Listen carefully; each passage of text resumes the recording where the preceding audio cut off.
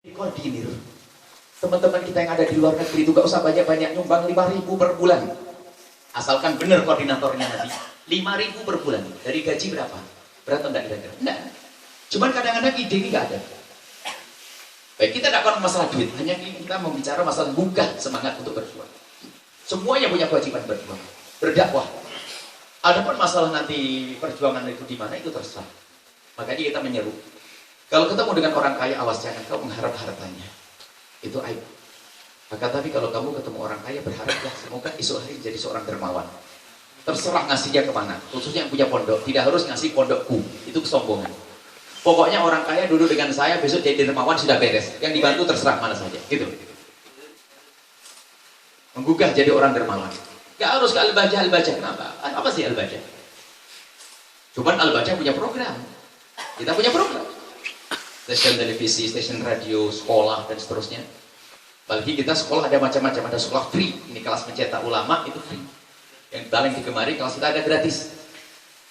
Yang paling digambar karena tes, maksudnya pakai tes, ada seleksi dan sebagainya. Biasanya kalau ranking 1, ranking 2 itu biasanya prioritas itu. Jadi ada kita anak-anak free gratis itu. Kemudian ada lagi kita buat sekolah yang bayar tempat yang berbeda. Jadi kita buat macam-macam. Pokoknya program semuanya kalau pengen yang gratis ada di sini. Kalau pengen banyak duit bayar di sini ada. Coba ada sebagian orang itu kalau nggak bayar nggak mau ya, orang-orang kaya itu. Kalau sekolah gratis remeh. Padahal yang sekolah gratis tempat kita itu adalah anaknya para habaib, anaknya para kiai. Yang besar-besar ada di situ. Yang gratis tahfidzul Quran dan ulum syariah. Nah, ini kita membuat program yang banyak ini. Kenapa semakin banyak program, nanti pemainnya juga banyak. Diam-diam kita punya ikatan perjuangan. Maka kami datang ke sini untuk membuka hidup berjuang. Hidupkan musola-musola. Kita jangan hanya, kata guru kami harus mengatakan, dakwahmu itu jangan latah. Orang begini, kamu begini. Kamu harus punya ide. Ceramah itu bagus, harus dong ada ceramah. Dan kebetulan aslinya saya itu bukan penceramah. Saya itu jadi dosen di Yaman 6 tahun. Aslinya saya harus ngajar. Aslinya ngajar nih, nggak ada bukan bagian ceramah. Sampai di Jawa, sampai Cirebon suruh ceramah. Kalau sudah ceramah itu tidak pernah belajar. Coba pulang malam dan sebagainya, ilmunya nggak tambah-tambah.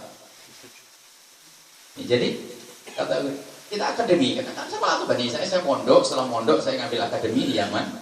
Kami kuliah di Yaman, kemudian setelah kami selesai S1 kita suruh jadi dosen ngajar sampai 6 tahun sampai lanjutkan.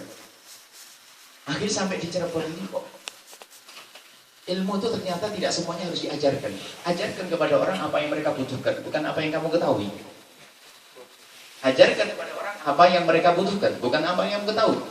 Sepanjang ini saya belajar nahwu sorok sampai kita belajar alfiyah Ibnu Malik sampai namanya itu alfiyah ada tambahnya 2.800 bait. Sampai hari ini nggak pernah di mimbar saya cerita tentang alfiyah Ibnu Malik. Dari dulu ya cerita masalah berbakti ke orang tua, nasihatnya anak, suami, istri itu tak bulat bab dari dulu. Karena yang dibutuhkan umat adalah itu. Artinya apa? Yang dibutuhkan umat itu ternyata banyak di antara yang hadir ini sebetulnya punya. Cuman perlu dalam menyajikannya dikemas lagi, dibungkus yang rapi lagi, agar orang mudah ada semangat kita untuk memberikannya. Bahkan kita ketemu di daerah mana, di luar negeri saya di situ, banyak mereka adalah santri-santri sebetulnya. Hanya karena tuntutan rumah tangganya, karena ibunya sakit, ada bapaknya ini, sehingga harus pergi ke luar negeri. Basicnya adalah pesantren. Cuman karena dia selama ini dia memang hidup kerja ya, semakin hari semakin hilang ilmunya. Hari ini akan kita bangkitkan. Ayo, masa ngajar abadi fikih saja nggak bisa? Mudah bisa sebenarnya. Apa yang menjadikan bisa? Semangat. Sama tawaduk tadi, kalau tidak tahu ya sudah bilang tidak tahu. Jadi kita perlu bangun sekarang, kita ingin perkumpulan ini adalah perkumpulan orang yang akan berjuang. Yang sudah katanya ada berapa 40 apa masjid mushola dihidupkan. Dan kalau perlu nanti ada kelas. Kelas itu adalah setiap liburan yang bersemangat, biarpun hanya 50 lebih bagus daripada ribuan tapi nggak serius. 50 misalnya, kita buat kelas. Kita datangkan guru dari sana. Kalau seandainya ada yang sudah berbakat di sini, kita dicas saja. Kami punya kurikulum ringan. Jadi kami hadirkan untuk anak-anak kampus. Anak ngambil dokter, fakultas teknik, fakultas ini. Kami beri kurikulum ringan. Yang pertama adalah membaca Al-Quran. Saudara nggak usah sampai juz amma, 10 ayat saja. Pokoknya kalau imam tarawih bisa. Tapi yang fase bismillahnya, fase alhamdulillah, bukan fase-fase sampai itu enggak. Yang penting pantas deh gitu. Al-Quran. Sambil ngajar anaknya nanti bisa. Yang kedua adalah fikih ringan. Bagaimana wudhu yang praktis, puasa yang praktis, gak usah pakai kitab berat-berat. Tapi tetap manhaj kita sama, ikut Imam Syafi'i. Cuman sudah kita praktis, kita keluarkan dari kitab yang berat, kita ringankan. Kita punya fikih praktis. Akidah yang praktis. Akidah sunnah wal jamaah Asy'ari. Akidah praktis. Sehingga tidak memakan waktu banyak. Sehingga dia di kampus tetap bisa. Yang keempat adalah akhlak. Akhlak itu seperti apa? Akhlak itu bukan ilmu teori. Berbakti pada orang tua hukumnya wajib ngerti, tapi sampai di rumah marah-marah sama bapak ibunya biasa. Bukan itu yang kita inginkan. Kamu hubungan dengan ibumu, bagaimana dengan bapakmu? Jadi penekanan akhlak yang mulia ini supaya sadar. Dan ini biasanya kami hadirkan dalam silsilah. Nanti bisa dilihat silsilah kami adalah misalnya silsilah hidup indah dengan berbakti pada orang tua, hidup indah dengan silaturahmi. Ini ada. Agar warisan menjadi berkah, itu semua adalah silsilah keindahan. Nah ini 4 ini ringan. Jadi sekali pertemuan hanya butuh waktu 60 menit atau 30 menit. Dalam setengah semester Isal sudah ngerti sholat bener, puasa bener, pendek-pendek semuanya, gak usah macam-macam. Gak usah macam-macam. Sebab kadang-kadang Ustadz itu mengajar itu tidak punya tujuan. Mengajar hanya penting ngajar, sehingga kalau ketemu cerita ngatur-ngatur. Cerita bola tiba-tiba atau i'rab fatah kasrohnya orang awam tidak ngerti, nahu sorob tidak ngerti, ghair munsorib ini. Cuma karena ustaznya tidak punya ide, untuk tidak punya harapan apa setelah itu. Harus ada target. Kata guru kami, jangan gede-gede targetmu, kecil, karena umat ini sekarang kalau dipadetin, diberatin berat, anak kampus, sehingga mereka harus tetap jago di kampus, tapi ingat pendidikan agama mereka kuat. Kalau seandainya jadi direktur, ternyata enteng mau jadi imam tarawih. Karyawannya nggak usah susah-susah. Ngajari wudhu juga gampang, ngajari bab sholat juga gampang, ngajari ini gampang. Ini yang perlu kita hadirkan, ringan, praktis. Jadi insya Allah dari musola-musola itu nanti, karena kita ajari adalah orang saudara-saudara kita yang banyak bekerja, waktunya adalah banyak bekerja. Sisihkan waktu setengah jam. Jangan biasa lama-lama. Majelis kita di Cirebon adalah 1,5 jam paling lama. Kita tidak mau lebih. Gak pakai kami ini itu. Sudah kalau pakai acara keluarga itu bisa datang juga. Maka kadang kiainya dikasih jam ngantuk. Oh, ada sambutan Pak ini. Kalau ada bupati wali kota sambutannya setelah saya. Intinya saya. Katanya intinya saya. Coba intinya siapa? Saya. Mereka terima. Harus saya duluan. Jangan saya dikasih ngantuk. Terakhir jam 12 saya. Saya tidak mau. Saya kan mengundang saya itu seperti itu karena apa? Kita perlu komunikasi yang aktif gitu, jadi denger gitu.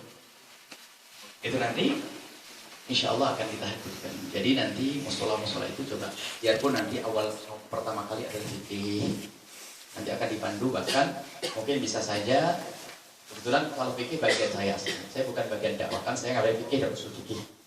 Alhamdulillah fikihnya dengan khawatir fikihnya Syafi'i karena Hadramut. Kita ada Hadramut, fikihnya ada fikih Syafi'i dan akidahnya jelas. Kalau saya belajar fikih Syafi'i, fikih perbandingan. Aslinya kami itu bagian fikih. Sebelum suruh ceramah, kita ngajar pun fikih, coba usul fikih. Kemudian kita ngajar akidah. Jadi nanti insya Allah urusan fikih diringankan seringan-ringannya. Nanti bisa dicontohkan contoh di sini apa, orang bisa langsung paham, langsung ngerti. Kemudian belajar itu senang.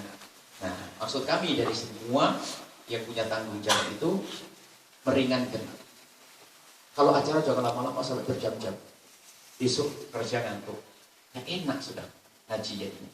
Mau ngaji ingat besok ngantuk sudah. 1,5 jam sudah luar biasa. Dan termasuk ini nanti akan dipotong sebentar. Karena kita akan melanjutkan, kita punya pengajian hikam di Masjid Besar Cirebon. Nanti akan secara langsung dari sini dipotong sebentar. Gak apa-apa ya? Jamnya nanti kita sarah hikam 45 menit. Aslinya 1,5 jam, 45 menit. Nanti biar lanjutkan sama anak-anak kita yang ada di sana. Kita ada Masjid At-Taqwa dan Cirebon rutinan. Nah ini di antara program kami adalah bagaimana kita memberikan kepada mereka itu adalah ilmu yang ringan tapi pasti dan dipahami. Kadang fatwa itu kasihan. Contoh saja, ada orang mau tobat malah diseksa karena ustadznya ngajarin tobat suruh rendem. Yang punya tato suruh nyetrika, ngapain disetrika? Coba belajar dengan setrika. Tato, karena ilmu itu penting. Siapa yang nyuruh nyetrika tato? Dari mana? Nanti kan malu saya kalau tangan saya Saya mau jadi ustadz, masa lengan saya ada tatonya begitu kan malu. Oh ya bagus, biar tahu ente preman saja, mantan preman bisa jadi ustadz. Masa santri 10 tahun gak bisa jadi ustadz? Ya, jadi contoh. Ini perlu. Jadi tidak wajib dibongkar, itu tidak wajib. Siapa yang mengatakan wajib? Siapa yang mengatakan wajib? Jadi fikih itu harus jelas, nggak boleh fikih setengah. Ini bulan apa sih? Februari. Ya, biasanya kita sesuaikan kalau Ramadan kita Ramadan puasa ini. Kita ingin mengajarkan fikih yang benar. Intinya, bagaimana orang belajar nanti rindu, termasuk akhlak. Akhlak itu penting. Akhlak kepada istri, akhlak kepada suami, akhlak kepada anak, akhlak kepada pembantu. Orang hanya diajari beradab sama bapak ibu, namanya pembantu tidak sama. Pembantu kita kalau lebih tua dari kita adalah orang tua. Nabi mengatakan mengancam laisa minna man lam yuqir kabirana, bukan termasuk golonganku yang tidak bisa menghormati yang lebih tua darinya. Dia pun itu membantu kita.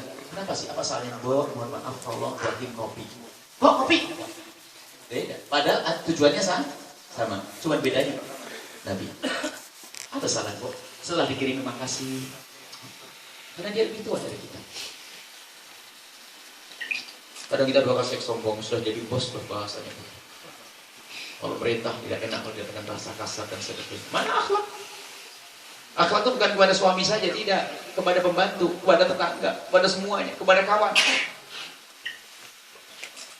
Kepada orang tua, ya.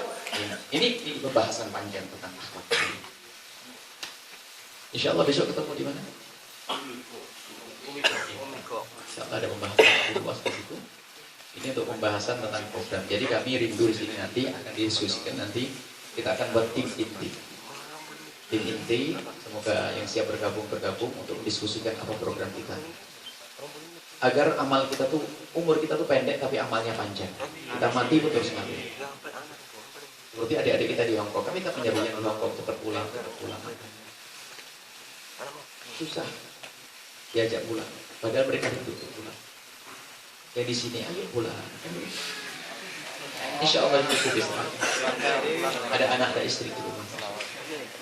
Kalau gak enak, gimana rasanya?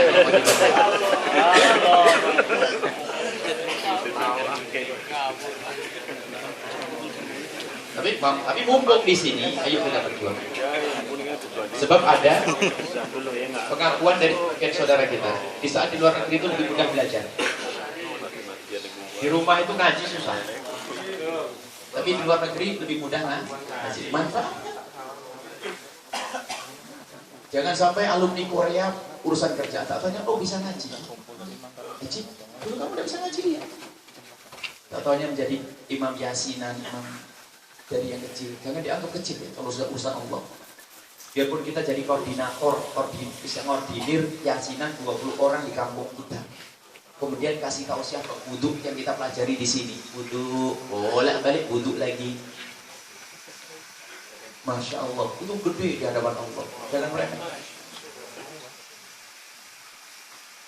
Ini semangat. Jadi dakwah itu tugas semuanya, bukan tugasnya Ustaz saya. Yang pengen mulia hendaknya bertugas karena Allah berfirman, kuntum khairu ummatin ukhrijat linnas. Nah, udah nanti ada prinsip-prinsip dakwah itu sederhana. Dapat prinsip ringkasnya ya, para asatidz. Yang pertama adalah dakwah itu jangan nunggu pandai, jangan nunggu kaya. Prinsip dakwah yang pertama. Ini sudah ada CD-nya tentang ini.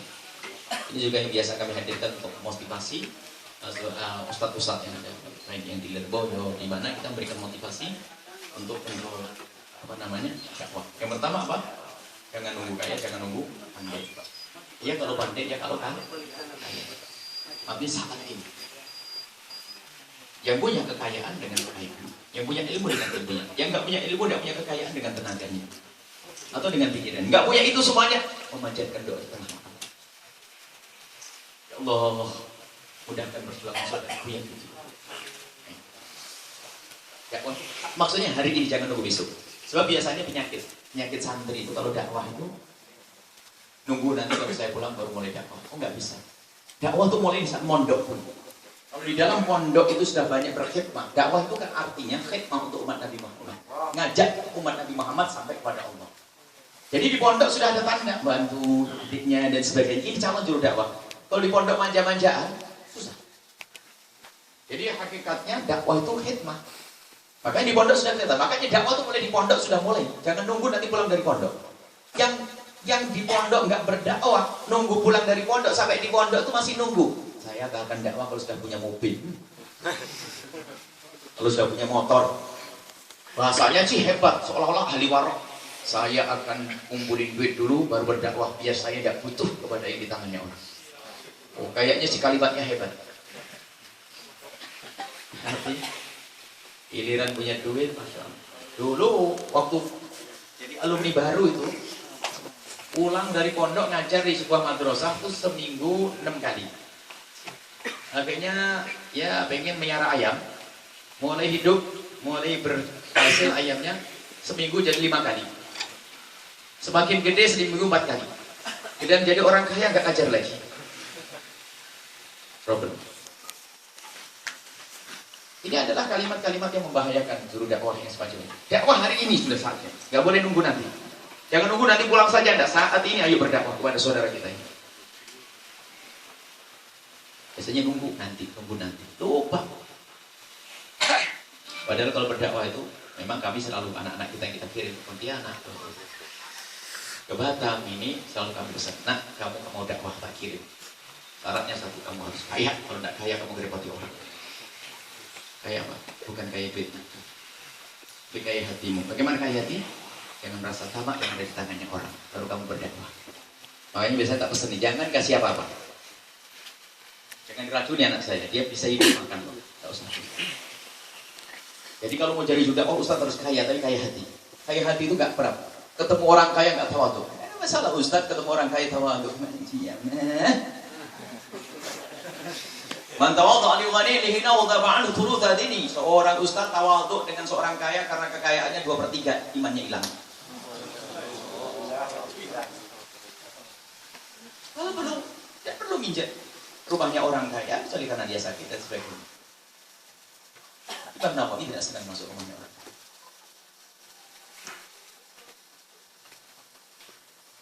Kadang-kadang biasanya kalau sudah sama pejabat sama ini, kita pejabat kalau pejabatnya soleh, ya cium tangan. Kalau Umar bin Abdul Aziz, Khalifah Umar bin Abdul Aziz datang sih tak cium tangannya, kakinya tak cium. Tapi kalau pejabat fasik, ya tidak ada urusan. Assalamualaikum. Orang kaya pun demikian. Saya akan cium orang kaya itu karena kesolehannya, karena rambutnya berubah karena tuanya. Tapi awas jangan mencium tangannya karena kekayaannya rendah. Agamamu kau jual. Makanya anak-anak kalau berjudakwah harus kaya. Ini masalah akidah bisa dipertahankan. Kadang-kadang gara-gara diamanati di sebuah masjid itu sudah yang ngatur yang punya masjid, yang biayai. Akidahnya pun ikut yang biayai. Takut nanti tidak digaji. Ini Ustaz model apa?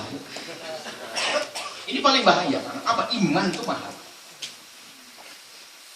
Iman itu mahal. Makanya harus kaya. Kaya hati, bukan kaya duit.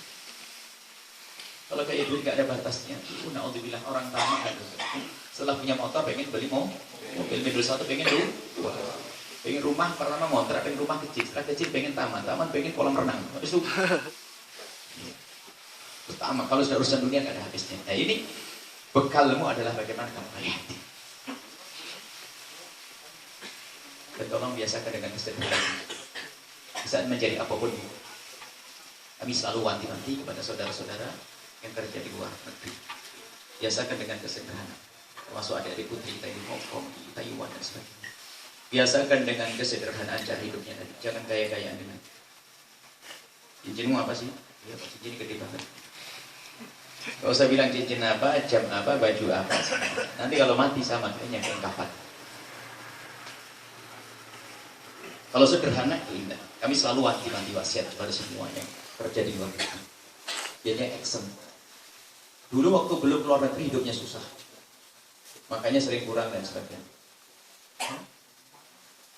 Akhirnya pergi keluar negeri. Sampai pulang keluar negeri balik lagi juga tetap susah. Karena apa? Gaya hidupnya mestinya bisa awet 2 bulan habis, utang lagi. Karena sudah kena stempel luar negeri, pikir harus jangan tulis gaya hidup sombong. Biasa kalau hidup orang kampung, gayanya orang kampung. Itu awet meskipun itu. Ini langsung berubah, pengen diangkat. Orang saya lulusan ini harus dia. Habis lah besok. Pertama bisa beli mobil, bisa di rumah. Rumahnya jual lagi, balik lagi. Wah. Ini oke.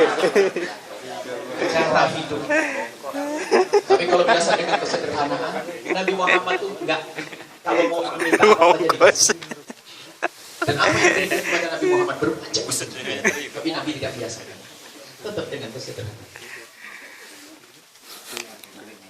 Makanya kalau dia datang udah usah bingung macam-macam. Siapin kalau bakar aja makan. Ya tahu tadi teman-teman tadi kentangnya boleh lari. Nah, saya biasa dengan tidak macam. Saya makan yang aneh-aneh tidak. Guru saya ngajar Habib Hasan bin Ahmad Bahrun pernah suatu ketika saya tidak suka pedas. Jadi, tidak suka pedas. Nanti belajar makan pedas. Ustadz tidak pengen punya murid kalau di tempatnya orang waktu dikasih makan dia, aku nggak bisa makan ini. Awas nanti.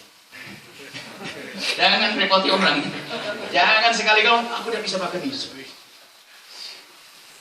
Akhirnya kita jual petis, tapi tidak usah dikirim petis ya. Tidak usah dikirim petis. Akhirnya saya sedang petis akhirnya karena berlatih, jangan biasakan ini ngambil terasi dan sebagainya. Kemarin anak saya kecil kayak mondok. Dia itu mondok paling susah. Kenapa? Dianggap beda. Ini biasanya makanya susah pinter. Makanya anak kita kalau mondok ganti-ganti jangan berlakukan beda. Kalau beliau jadi ustadz baru dihormati. Mondok ya pun pondok sendiri al-baca tungan, al-baca sendiri, cuman ya ini kan anak-anak kita yang sebelum berangkat saya kursus, seneng dia bikin sambal. Nah, dari lilin. Jadi sambal terasi dibakar. Nanti lombok mentah aja, latihan. Setiap hari masih 8 tahun latihan. Akhirnya seneng, dia merasa karyanya sendiri. Kalau sambal bawang itu minta digorengin, nanti taruh di toples, ambil 2 bawang, sama lomboknya 2, itu bisa makan bertiga nanti. Wah, setiap hari sambelan. Setiap hari, alhamdulillah saya itu belum bisa makan makanan yang kurang beradab. Itu ada roti sama daun, kalau makan harus mangap itu sampai. Karena sunnah Nabi tidak berjalan ya. Mana akhlaknya Nabi SAW? Tidak berjalan. Makanya. Kenapa saya tekan gini? Biasa tekan gini. Yang dari Trenggalek makan gaplek. Kakak. Ini saya cerita ini. Saya dari Trenggalek, dari Ponorogo. Saya beli gatot. Nyari kan gadot kalau nggak musim juga nggak ada. Aku yang cari kok ada Bu ya situ gadot. Alhamdulillah dapat gatot. Setelah dapat gatot, mampir Trenggalek. Nggak tahu ada orang ngatur barang-barang begitu sebenarnya. Sampai di Blitar, Tulungagung, gadot hilang. Duh, mana gadot mana? Ditelepon Ponorogo nggak dibawa. Tuh enggak di Trenggalek. Masa Buya bawa gadotnya kan? Ternyata ngejek ini. Masa Buya bawa gadot? Pokoknya sudah dirapiin tadi, dipikir gatot miliknya siapa gitu. Jadi malah sederhana.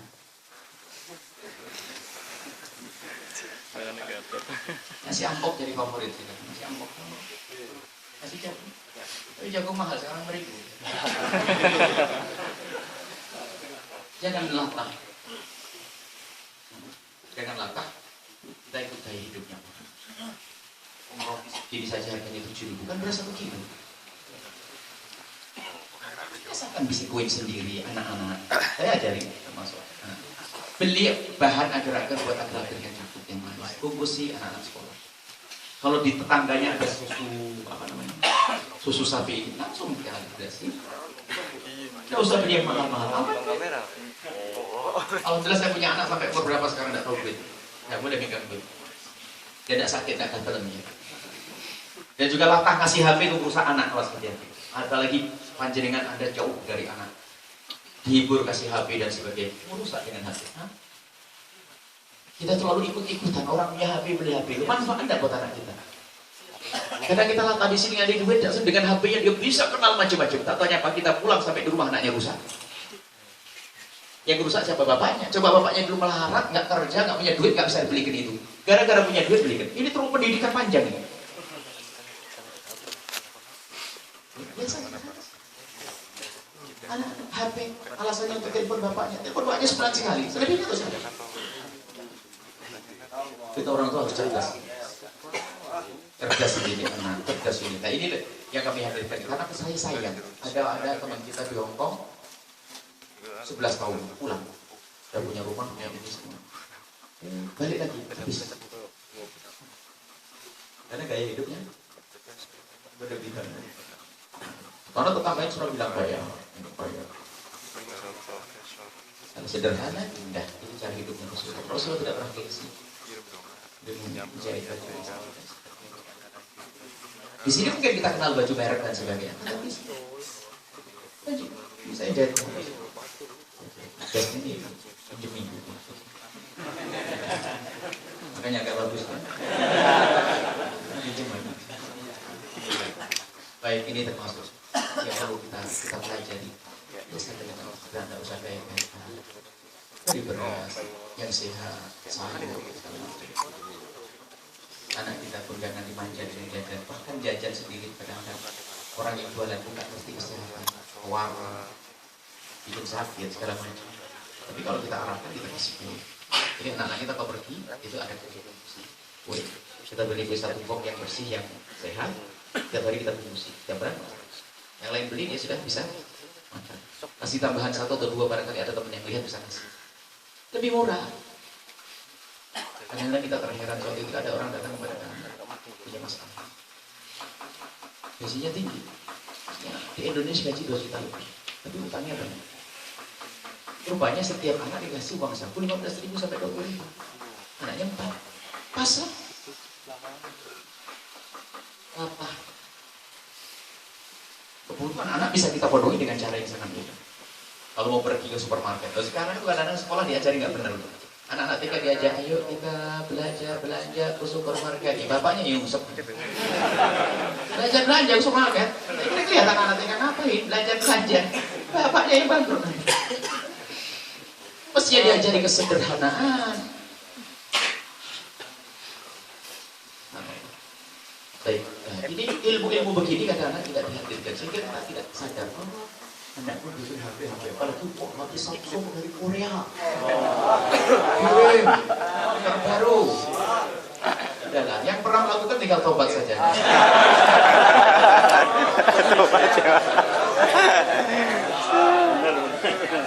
Kemudian faedah yang dia sampaikan masalah ngikat tadi, dia ingin mengikat semuanya. Jadi ikatan kita itu terus ada. Bukan bertemu sekali selesai. Ikatan selanjutnya itu apa? Mikir pendidikan anak pasti. Anakku mau di mana?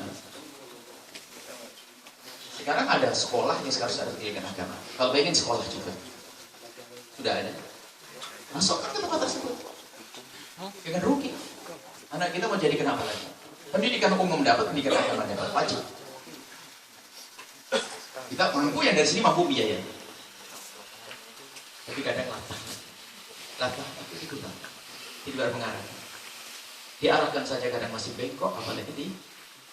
Maka ini pembahasan panjang tidak cukup dalam pertemuan singkat. Awal sampai di sini dulu ini perkenalan. Baru selanjutnya insya Allah nanti ada tim pembentukan apa yang harus kita lakukan di sini. Termasuk diantaranya kami ingin membuat penjemputan, tapi untuk putri waktu itu. Karena banyak kalau anak-anak pulang dari luar negeri itu pertama dibohongi sering, dirampok sering di bandara itu. Akhirnya kita ingin penjemputan.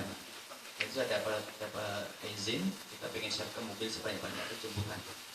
Ini juga program bagus. Tapi kami jemput tok, tidak nganterin.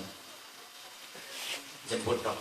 Nanti setelah di perjalanan dikasih CD, diputer, diarahkan ini ada guide nanti. Kayaknya dari santri yang pulang Kolombia dari sederhana, termasuk sudah kita siapkan CD. Kalau menghibur kamu harus dengar kan, ngajari CD-nya itu sederhana, bagaimana tolong diputar-putar terus, biar sadar. Kita pengen. Karena ini biasanya kalau sudah pulang membuat duit banyak ini, kalaupun dia tidak jahat, diajari jahat sama orang lain. Kalaupun dia baik, nanti orang lain ngajari tidak baik. Yang laki-laki juga naudzubillah diajari macam-macam. Yang perempuan pun akhirnya ngerti ini perempuan banyak duitnya, karena digoda sama orang macam-macam. kemudian yang punya keluarga sudah cara hidupnya berubah, akhirnya apa? Bekalnya betul-betul habis, sehingga tidak bisa menemukan keinginan dalam hidupnya. Ini yang kami amati juga.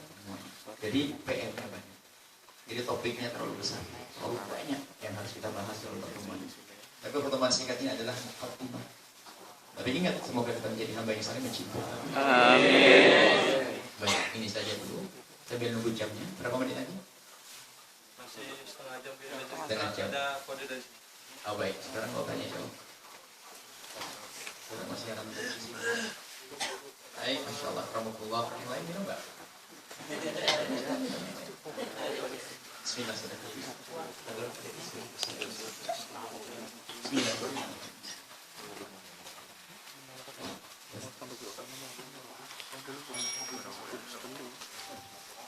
Baik, dari sini mau dicek. Terima kasih Bu Yaya telah memberikan mukadimah untuk pembakalan kita motivasi dakwah di Korea ini. Secara ini dilanjutkan dengan disambungkan ke pengajian rutin dia ke Cirebon. Dipersilahkan mungkin 2 pertanyaan.